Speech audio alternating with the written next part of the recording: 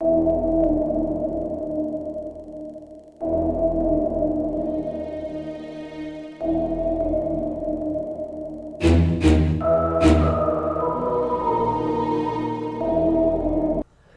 saluda con afecto y respeto Felipe Victoria Cepeda, desde Acapulco, en el estado de Guerrero, México,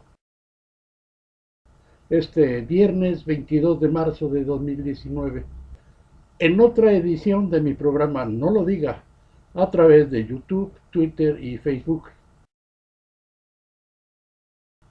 Con mucha inquietud se espera la visita de trabajo del presidente Andrés Manuel López Obrador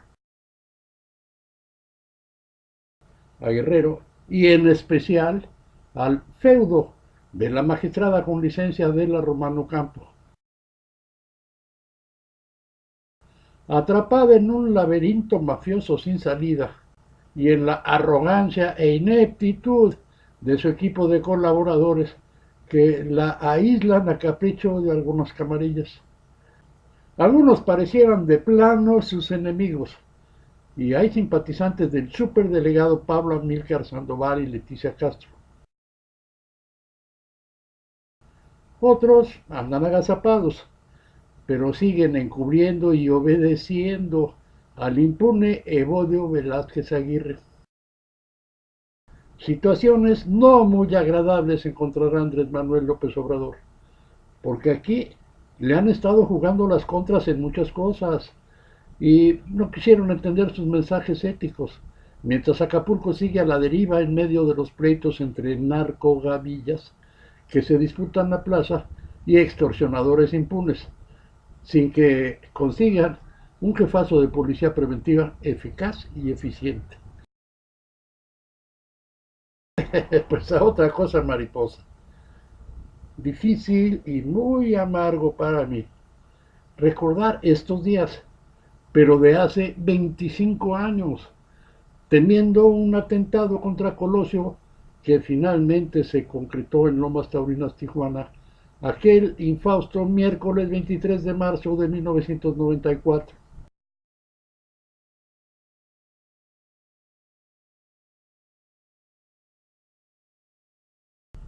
Con la complicidad y disimulo de la cúpula priista hacia los grupos janquista y camachista, interesados en sacar al candidato de la contienda. Mi compañero de la Universidad Iberoamericana, Pedro Joaquín Caldwell, no quiso ser el candidato sustituto, y Joseph Marie Córdoba Montoya impuso a Ernesto Zedillo Ponce de León, contrariando a Carlos Salinas de Gortari, que pensaba en su excuñado Ruiz Massieu, o el emberrinchado Manuel Camacho, mientras la PGR y Gobernación tergiversaron las primeras pesquisas de Diego Valadez Ríos y a la Fiscalía Especial de Miguel Montes García. La amordazaron para que se ciñera al embuste del asesino solitario Mario Augusto Martínez.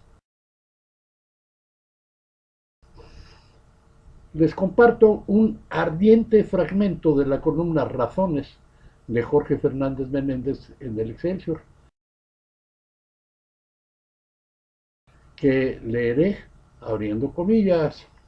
Colosio y el asesino solitario 25 años después, 21 de marzo de 2019. Si hay dos personajes en el gobierno federal que pueden contar su versión de la historia respecto al asesinato de Luis Donaldo Colosio, son Alfonso Durazo, hoy secretario de Seguridad y hace 25 años secretario particular del candidato asesinado, y Marcelo Ebrard,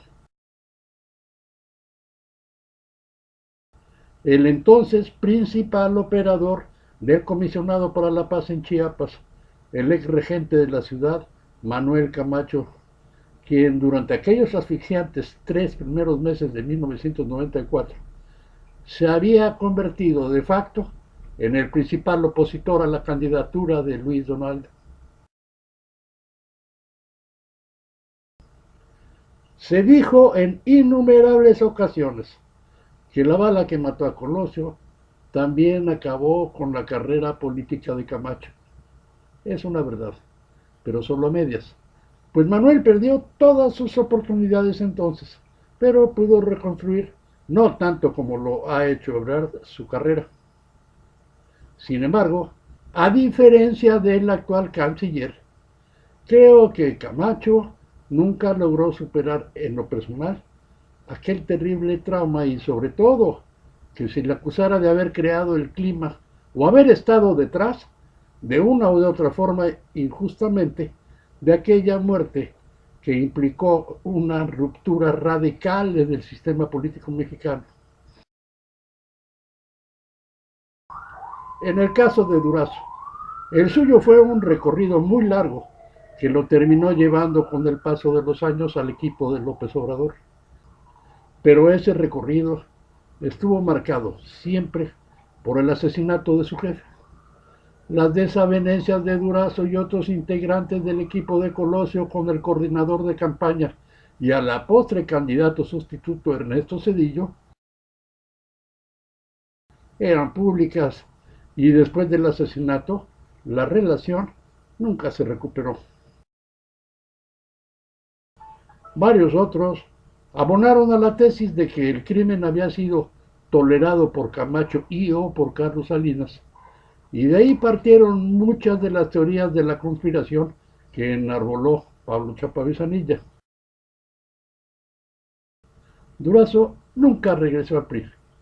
Fue parte del equipo de Vicente Fox, con el que terminó en muy malos términos, y con el tiempo apareció cada vez más cerca de López Obrador, hasta llegar a la posición estratégica que hoy ocupa.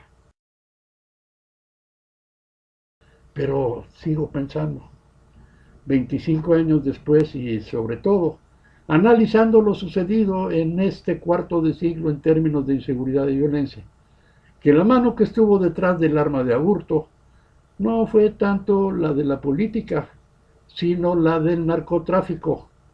Eso apunta, entre otras cosas, Jorge Fernández Menéndez.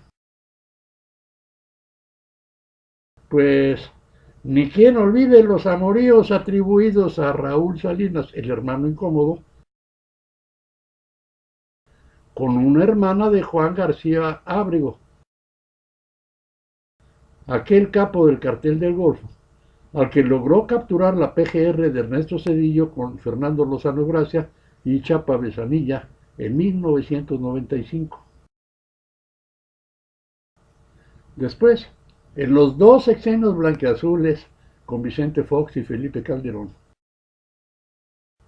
el cártel consentido fue el del Pacífico y Sinaloa, con el famoso Chapo Guzmán. En este sexenio, los cárteles parecen beneficiados con la amnistía, el perdón y el olvido, pues dicen que ya no habrá persecuciones ni balazos, sino puros abrazos. Qué chiquito es el mundo.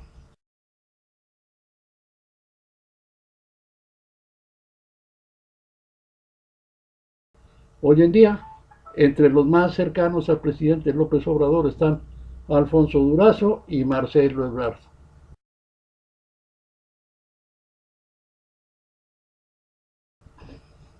Yo agradezco que compartan el comentario con sus contactos.